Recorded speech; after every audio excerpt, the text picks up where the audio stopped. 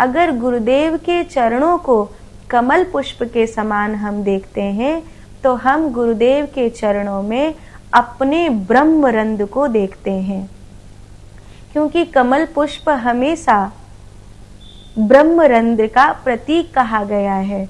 तो गुरुदेव के चरण को कमल की भांति देखना माने अपने ब्रह्मरंध्र को, अपने मोक्ष को, अपने साध्य को गुरुदेव के चरणों में देखना, यह एक रूप माना गया है। गुरु की सेवा का अर्थ है कि जब गुरु देख रहे होते हैं तब तो हम सेवा करते ही करते हैं, लेकिन जब गुरु नहीं देख रहे होते हैं तब भी हम उसी प्रकार सेवा करते हैं जैसे गुरु मुझे देख रहे हैं। अक्सर क्या होता है कि जब कोई कर्मचारी के रूप में सेवा करता है तो जब तक कोई नज़र रखने वाला उसके ऊपर है तब तक तो वो ठीक से कार्य करेगा, लेकिन जैसे ही नज़र रखने वाला गया तो चले गए थानेदार, अब डर काहे को, तो फिर वो अपनी मस्ती में आ जाते हैं, अपने वास्तविक रूप में आ जाते हैं।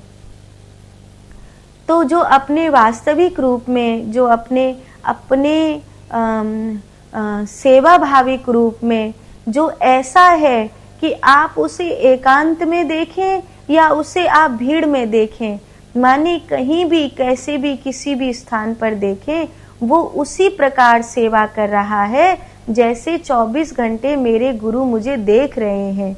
तो जो 24 घंटे अपने गुरु की नज़र में रहने का भान रखता है वही सच्चा गुरु का सेवक है। उसी को कहना चाहिए गुरु पद पंकज सेवा, माने वो अपने गुरुदेव के चरणों की वास्तविक सेवा कर रहा है। नहीं तो ज़्यादातर क्या होता है, गुरुजी देख रहे हैं तब तक तो ठीक है, लेकिन जब गुरुजी नहीं देख रहे हैं तब तो कोई लेना देना है नहीं। दूसरा है कि मुझ पर कृपा हुई है गुरुदेव की कि मुझे सेवा मिली है। सेवा मिलना सौभाग्य मानना चाहिए, सेवा मिलना बोझ नहीं मानना चाहिए। सेवा मिलना ये सौभाग्य है मेरा कि मुझे सेवा मिली है, अहो भाग्य है मेरे कि मुझे आदेश मिला है, ऐसा मानना चाहिए। और तीसरा सबसे बड़ा है ये कि सेवा करते समय हमेशा मन शांत रखना चाहिए। अगर आप सचमुच गुरु की सेवा कर रहे हैं, एक होता है कार्य करना, एक होता है सेवा करना, दोनों में अंतर क्या है? जब आप कार्य करते हैं तो आपका ध्यान कार्य पे होता है, लेकिन जब आप सेवा करते हैं तब आपका ध्यान आपके मन पर होता है कि आपका मन शांत है या नहीं, क्योंकि आप संसार के व्यक्ति का कार्य नहीं कर रहे हैं, आप गुरु की सेवा कर रहे हैं। और गुरु आपको कोई कर्मचारी नहीं बनाना चाहते हैं, गुरु आपको एक शिष्य से गुरु बनाना चाहते हैं, है ना।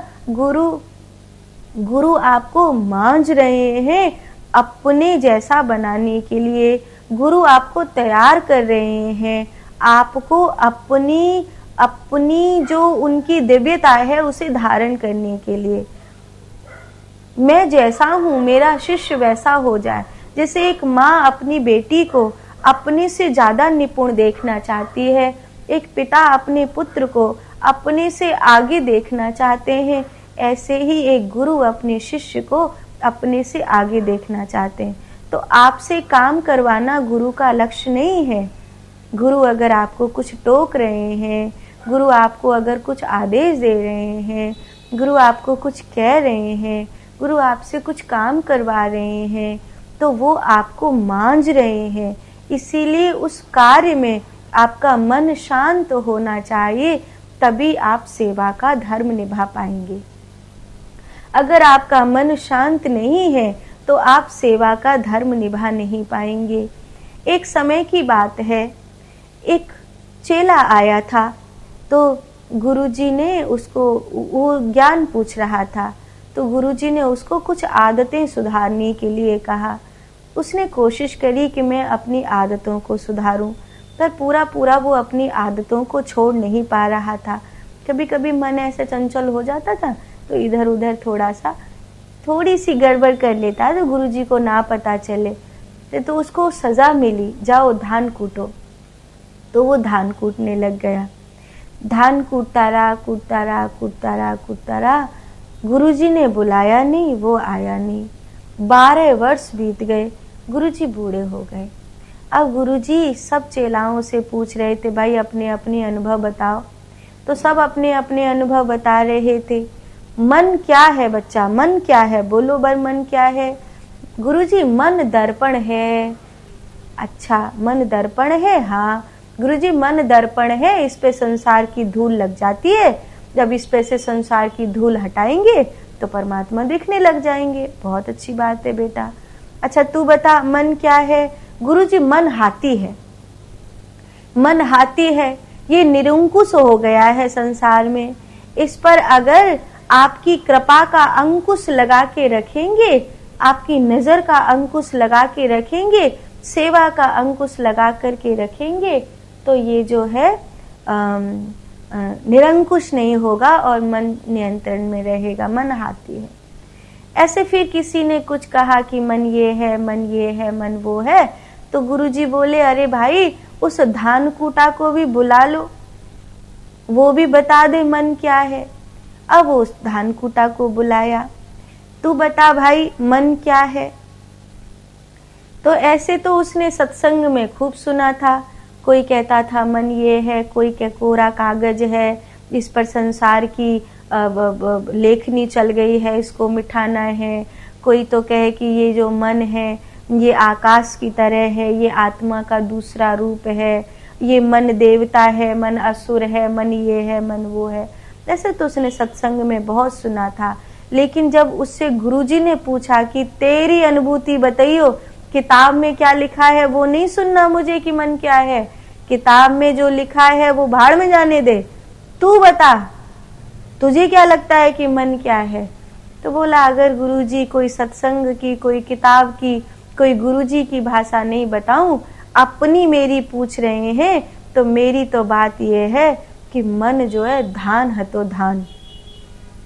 ओखली मारते कूटते कूटते कूटते कूटते ओखली में धान को जैसे छिलका अलग है गयो और वामे ते शुद्ध चावल निकल आयो धवल धवल।